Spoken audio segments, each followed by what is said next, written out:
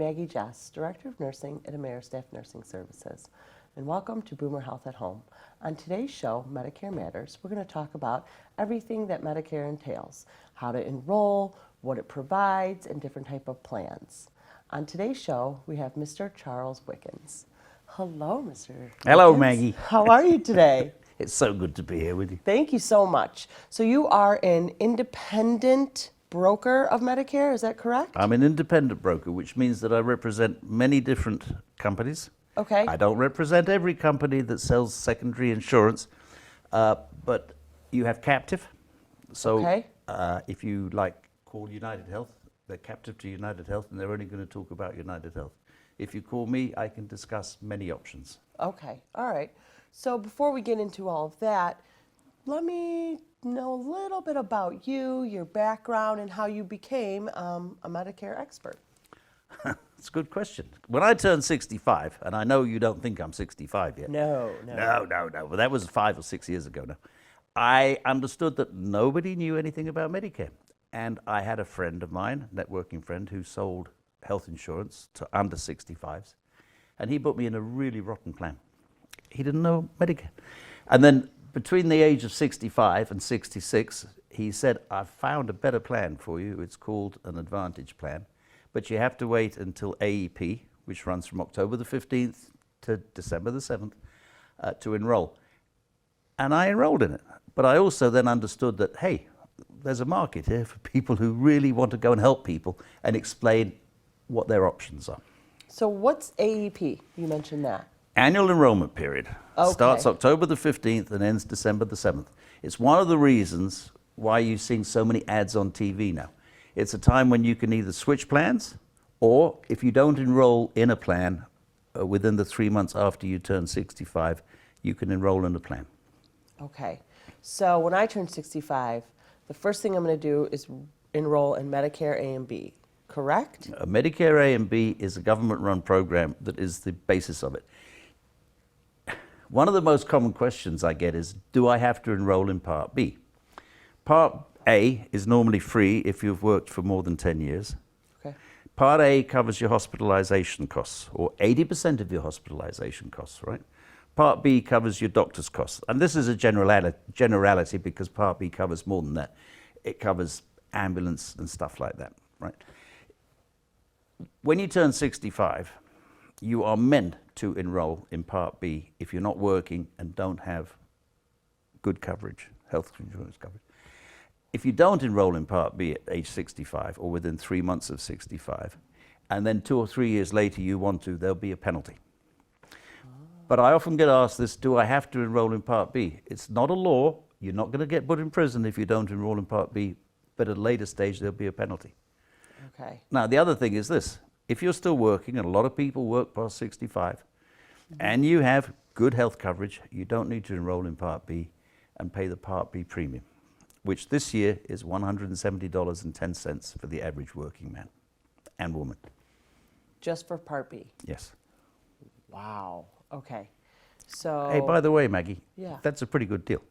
Okay. All right.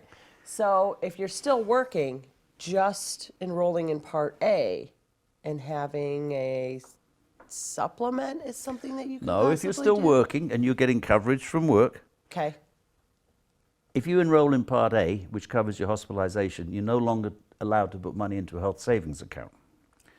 So if you're making enough money that you have a health savings account, I don't recommend enrolling in Part A.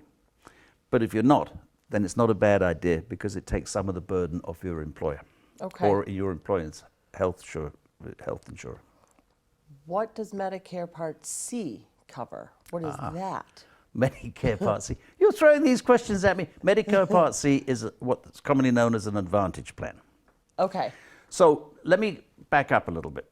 Medicare was introduced in 1964 as a way of allowing Americans to not go bankrupt if they have a medical emergency. And Medicare Part A and B was introduced, and they said, we'll cover 80% of your medical costs in the event. Now, within a year, insurance company says that leaves 20%, and that might be a burden for too many people. So as a purely financial transaction, they said, we'll charge these people a premium, and we'll cover the 20%. Okay. And it'll be purely financial, with nothing to do with healthcare or stuff like that. So this is what you call a supplement. Okay. And you can buy supplements with high deductibles or no deductibles, right? And it's a financial thing. About 25 years ago, or actually more accurately 27 years ago, because it was anniversary, they introduced Part C. And Part C is what we know as an Advantage plan. The government, in their wisdom, and we won't speak ill of the government, they said, we're not really very good at running this Medicare business. We want some professionals to run it. So they contracted with healthcare organizations like United Health, Aetna, Humana, other ones. We want to give them the money, and we want them to look after our clients, i.e. the American citizens. So an Advantage plan is one where a company will take over all of the responsibilities of A and B and get reimbursed by the government for doing that. So, as a rule of thumb, with a supplement, you pay a monthly premium and you're covered. With an Advantage plan, you can also pay a monthly premium, although they're becoming so competitive that a lot of them have $0. We can't call it free. And they will cover everything that A and B does and give you some extra benefits. So that is what Part C is. Part C includes A and B, and then we've got D. Don't forget the alphabet soup. Right. You had to get Part D, which is your drug coverage. Okay. And drug coverage is the most complicated part of Medicare because there are 10,000 drugs out there. Right. And not every formulary covers every drug. And believe it or not, there are a lot of people out there who take 10 or more pills a day. And you've got to get the formulary right. So if you've got A and B and a supplement, you've then got to get D. Most Part C plans include a D plan, Okay. which is a drug plan. Now, are you confused? A little bit. Okay, well, let's clarify, and shall we? that's a good thing, I think, right? So am I better off with a Part C Advantage or a supplement? It's independent decision. Okay.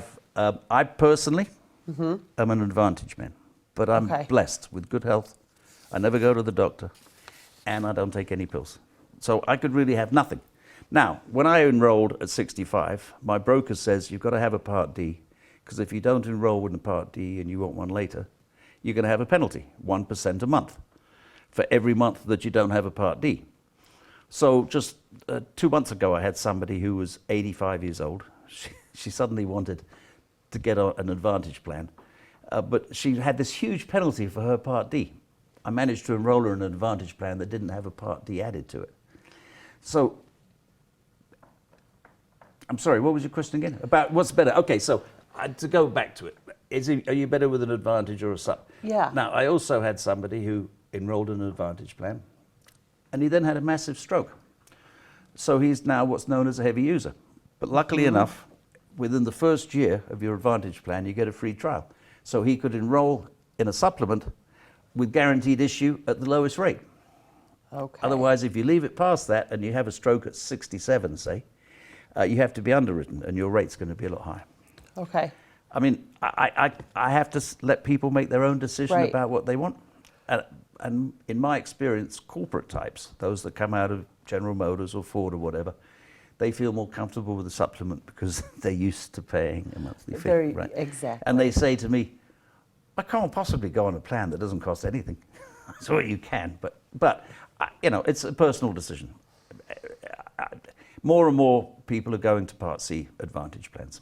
Okay, I see that with our patients that I see, and a lot of them, and I think we use the word secondary, like a secondary insurance. They Right. think of Medicare as primary, and they often ask me as a nurse, what do you think I should get as a secondary? So to me, that would mean a supplement, correct? When people ask that question in layman's terms? It could be either. Okay. A secondary could be, because even though you might take an Advantage, they don't understand that Advantage is taking over Medicare. But it acts the Right. same as Medicare. These Advantage plans, they have to offer everything that Medicare offers. Okay. And then they sweeten it up because they want your business. Okay. And then going back to Part D, whether you're healthy, you take no pills. So do you have a D plan? Did you sign up for it? I'm asking you personally because you say you don't take any pills. So ideally, you wouldn't need it. Ah, but I have an Advantage plan which includes a D. Okay, so your Advantage plan includes the D. Yeah. Okay, But this is where it gets a little tricky. okay, If you're taking, say, 10 pills, right? I have a program. I put all your drugs into Medicare, or you can go to Medicare.gov and do it yourself. Right? Okay. Which I prefer people to do because then, with your permission, I can upload it into my program.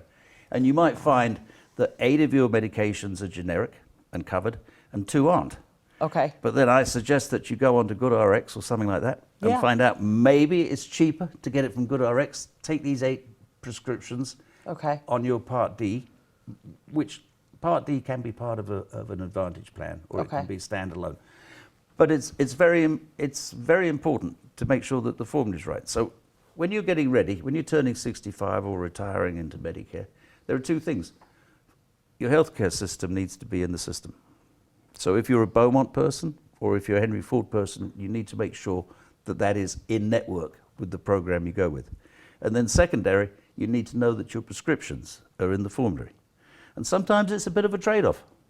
Sometimes you might have to say, well, really important that my healthcare network is in the program, and I've got this one prescription that's not in the formulary. You can always ask for an exception, but you know, sometimes it's a trade-off, but normally it works, which is Okay. why I represent more than one plan. Oh, okay. All right. So you are an independent consultant, correct? Yep. And people can call you just for random questions. Is there a fee that's associated with your services? I would assume so. And is it, not to say that it's worth it, but do you pay more for certain services versus others if you just call and ask a couple questions? I just have, a question about my C or an Advantage plan versus a SUP. What does that look like for someone that calls you and has no idea what they're doing versus someone who has a little bit of knowledge but is just asking a couple questions? I never charge for my services. If you enroll in the plan that I suggest, I get compensated by the insurance company. Okay. So if you call me, you can ask me as many questions as you like, and I'll never charge you a fee, and I'll never obligate you to enroll with me. Indeed, I sometimes have people call me and say, look, my cousin's in the business and he recommends this plan. Right. Could you give me your opinion? So long as they say it that way, and I'll do a profile for them and I'll say it's a good plan or it's not a good plan and this is why it's not a good plan. There's never any charge. Okay. And it's whether you call and enroll directly through Medicare.gov or directly through United or Aetna or Humana or whatever, it's same fee. Wow. I mean, you can't get any different than $0. No, you can't.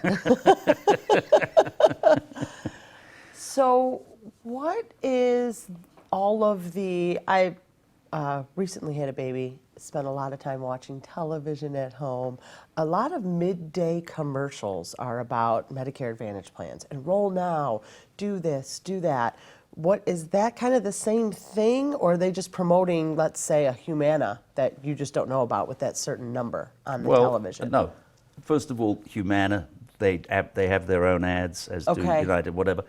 But the ones you're talking about, like Maggie and the football player Joe Namath and stuff like Yes.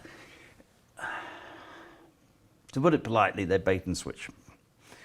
They're advertising. Call here, we'll put your zip code in, we'll see if we can get you $170, which is the Part B premium back. Okay. It doesn't apply to you, it doesn't apply to me. It only applies to people who are on Medicaid and Medicare. And let me tell you something, Maggie.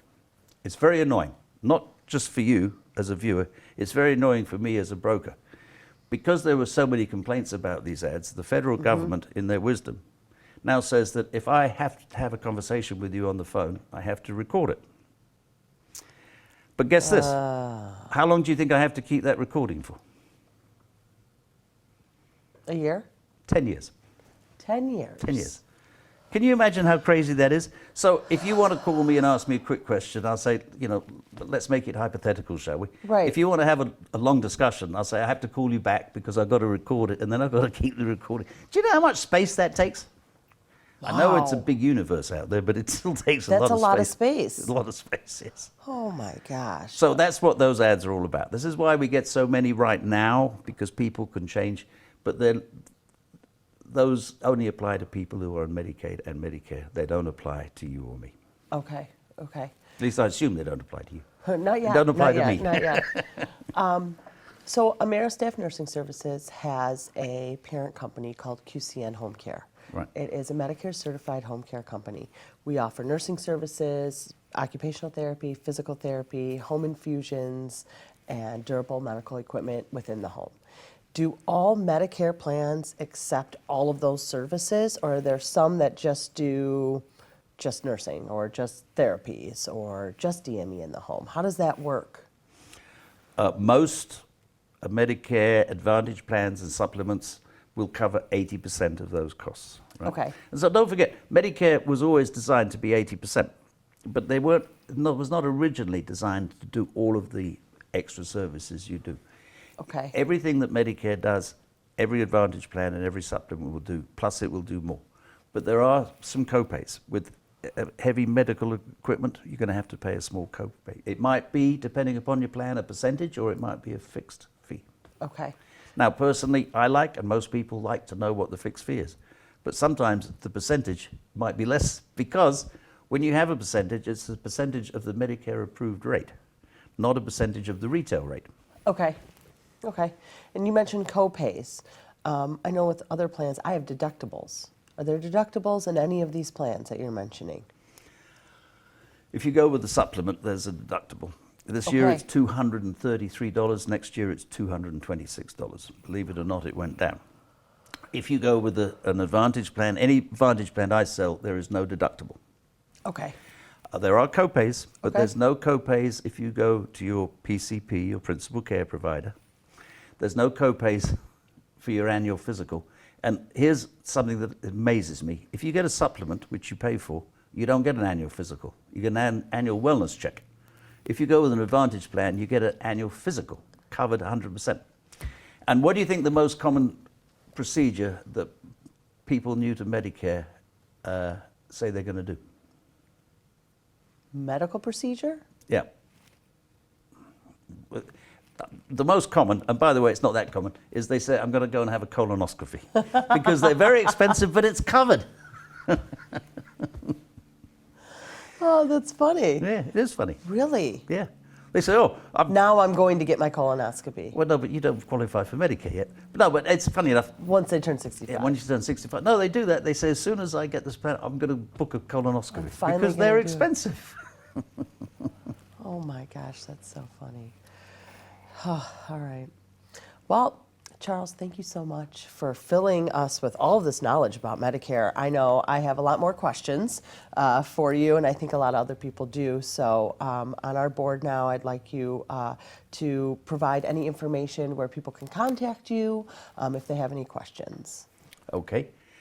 You can call me Okay. on my cell. I've had this number now for 30 years, 248-730-2400. It's a very good number because you should get up by 7:30 and there's 24 hours a day. Oh, that is perfect. How about that? Yeah, or you that can works out email me great. at charles@medicare-matters.com. Wonderful. Thank you. And there is a lot more to cover. Yeah, there is a lot more to cover. But this just kind of, skins the surface here. So we'll probably definitely have you back. And Okay, we'll really good. dive deep into Advantage plans, supplements, C, D, A, and B, all of that. We call it the alphabet soup of Medicare. And there is a lot more to go into. That's wonderful. Thank you so much. Maggie, thank you very much. It's been a pleasure. So a couple things we like to do here at Boomer Health is ask some fun questions towards the end of Good our for you. show. So out of all the movies, we picked James Bond. So who is your favorite 007 and why? Why would you not pick James Bond? Well, everybody's favorite 007 is Sean Connery. But I'm blessed to have been to play golf with him at least half a dozen times. And he's a very dry person, but he's got a great sense of humor. Okay. And I could tell you some stories about some of our games of golf. Who won? Well, he was actually normally my partner. Really? Oh, yeah. I remember once I was in the trap on the 16th hole at Sunningdale, and it took me 3 shots to get out. He says, why didn't you just chip out backwards and put it on? I said, God, trying to win for us, Sean. And he's, oh, you bloody idiot. With his Scottish accent, I can't do his Scottish accent. Right. Beatles or Rolling Stones? Yeah, I'm Beatles. I went to see them, I think, in 1964 at the Hammersmith Odeon when they were, and I tell you what, I thought that was exclusive, but I actually looked them up. They were hardworking people. They were doing 2 shows a day, every day of the week, in different parts of England. And wow. But I went to that concert, and there must have been 7,000 kids in the room, maybe 5 adults. You just don't see that anymore. Yeah. It was amazing. And I also saw the Rolling Stones up at Silverdome, and they were good. Okay. But it took us 2 hours to get out of the parking lot, so that wasn't so good. The Silverdome. I remember that. Okay, great. Is there anything else you'd like to add for our viewers at home? No, I'd like to say that your company is a wonderful company. You have a broad range of products. And if you need some medical equipment, which is what I know your company more about than the nursing services, please don't hesitate. Oh, thank you. You're welcome. Thank you for coming on today. Thank you for inviting me. Absolutely. Thank you all so much for joining us today on Boomer Health at Home. I'm your host, Maggie Jess, Director of Nursing at AmeriStaff Nursing Services. If you have any questions about today's episode, please visit us on our website or call 248-288-2270. Thank you.